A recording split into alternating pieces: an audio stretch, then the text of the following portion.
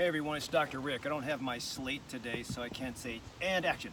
However, I just finished a couple of intervals up and down Mount Hoy in Blackwell Forest Preserve, and I'm wearing my compression stockings. And these are just for the calves, but you'll see different compression stockings going from the toes to just the ankle, toes to the calves, all the way above the thigh. Compression is meant to help blood flow back to the heart. Some people who don't or can't exercise will have a problem with edema. They'll have swelling of their legs, and with the swelling or inactivity, it becomes painful. Sometimes the skin breaks down and starts to weep, you get sores. It's just painful to have edema. So by using a tight compression hose, you can sometimes squeeze. The problem is, the tighter you go, I think they go even higher than 30, but that's really hard to get on. Mine are 20 to 30, and then you can find them online. You can also get them medically prescribed and measured, but again, your insurance has to cover that stuff.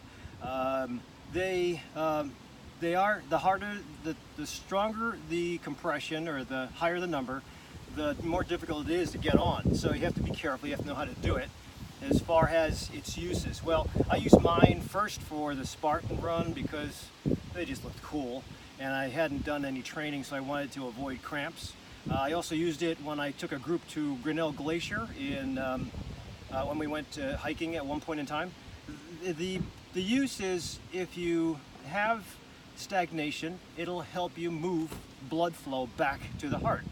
It also sometimes helps prevent blood clots if you're on a plane and you're going to be sitting for a long amount of time, and you don't want to have blood just pool at the feet. Then theoretically it compresses and stops that. Intermittent compression in the hospital is used to prevent blood clots because it has an action against platelets to keep the blood thin. Even if you just use it to one leg, it'll still prevent blood clots in the other leg. So pretty cool. I think I did a video with my father before he passed away, and I showed you what his intermittent compression stockings were. They're very cumbersome. They're sweaty at night. They make noise. Those the ones that are controlled by pressure pumps. These are pretty comfortable. You can wash them. They lose their elasticity and their strength after a couple washes, so you have to be careful.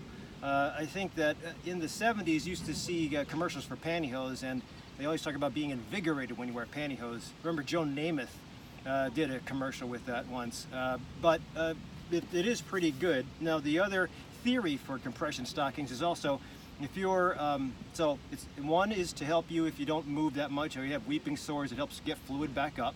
Two, the theory with athletes is the leg, especially the foreleg, the shin, has compartments. The compartments are very tight. When the compartments jiggle around a lot, like in doing a 100-yard dash or a 100-meter run, sometimes that jiggling around will cause bleeding. And the theory is that where muscle sits on top of bone, if it shakes too much or shears too much, you'll have bleeding. It'll cause muscle to separate from bone. That's a shin splint, or also known as medial tibial stress syndrome. And that's painful as heck. If you ever have compartment syndrome of the forearm, that's a problem. That actually needs surgery to open up the compartment. But supposedly, if you wear the compression, it keeps things tight so it doesn't jiggle around as much. I don't know if I buy that. The studies that are out there are kind of sketchy. But I mean, if you're going to invest in a pill, a supplement, a medicine, or an endeavor, or a textile, and it doesn't cost too much money, and there's no harm, the downside is low, then why not? I mean, if anything, this feels good. I mean, it's super sweaty, and I use it under my boots. So I have these big hiking boots I use for backpacking. Pretty high, pretty heavy, also causes resistance. But I put them underneath my thick socks, and I am sweaty. So I have to air these out for about a day. However, again, it helps me do videos, but it does help in the things I mentioned. And they're not that expensive anymore, so you can really get them online. I wonder about the ones that are infused with copper. I think the concept is pretty cool. I think Niken is a good company that infuses things with copper, and supposedly the metal in the copper causes some kind of electrical or magnetic change, and that helps with healing. As long as it's not too expensive, why not? So bottom line is, Joyce, compression stockings, if they're affordable, go for it.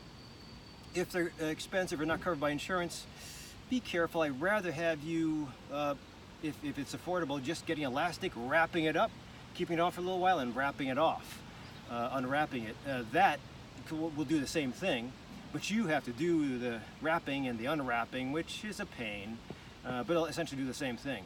Intermittent compression, whether it's by machine or by you wrapping it, or by just using compression stockings when you're exercising about, or say when you want to get rid of edema, just keep the legs up, totally up to you. So good question. Hopefully other people can chime in on their responses or their experiences with compression down below. And if this is the first time you're finding me, don't forget to hit the subscribe button and the alert button to find out when I do other videos. So I will talk to you in the next clinic. Thank you for watching. I really appreciate your subscription.